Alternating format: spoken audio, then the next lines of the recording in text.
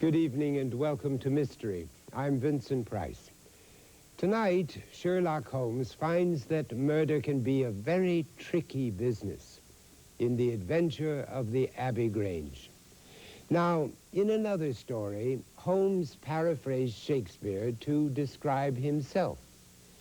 Age does not wither me, nor custom stale my infinite variety. It seems odd that Sherlock Holmes would identify with Shakespeare's Cleopatra, but it's not at all odd for him to quote Shakespeare.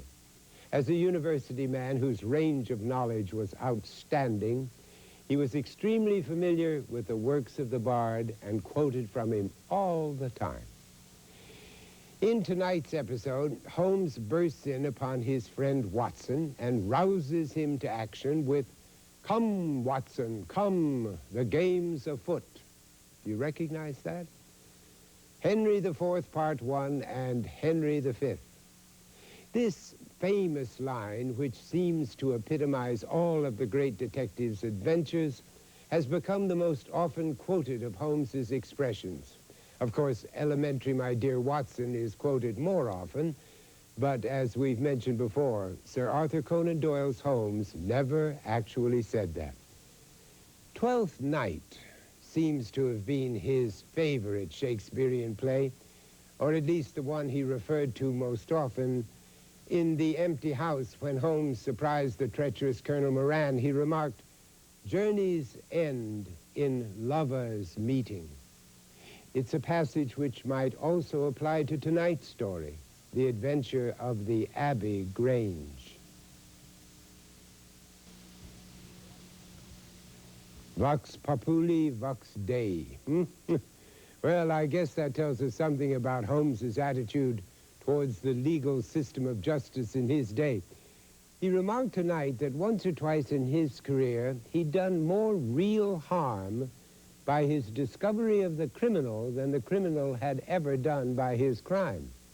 Consequently, the great detective preferred to rely on what he considered to be a higher type of justice, his own compassion and his own common sense.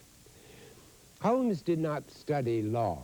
Instead, he had sufficient confidence in his own judgment to set himself up as judge and jury, and, if need be, as court of final appeal. When he felt that justice would be better served by his silence, he kept quiet.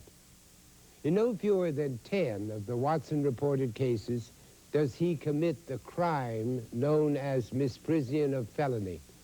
That is, concealing, not reporting a crime.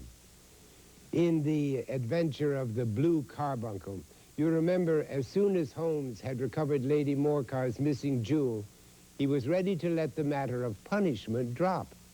He rationalized his illegal tolerance towards the thief by claiming that it was the Christmas season of forgiveness.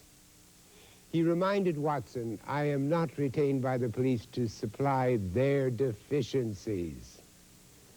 Next time, Holmes accepts an invitation from an old school chum in the country, and before long he finds himself involved in the mysterious adventure of the Musgrave ritual. Until then, for Mystery, I'm Vincent Price. Good night.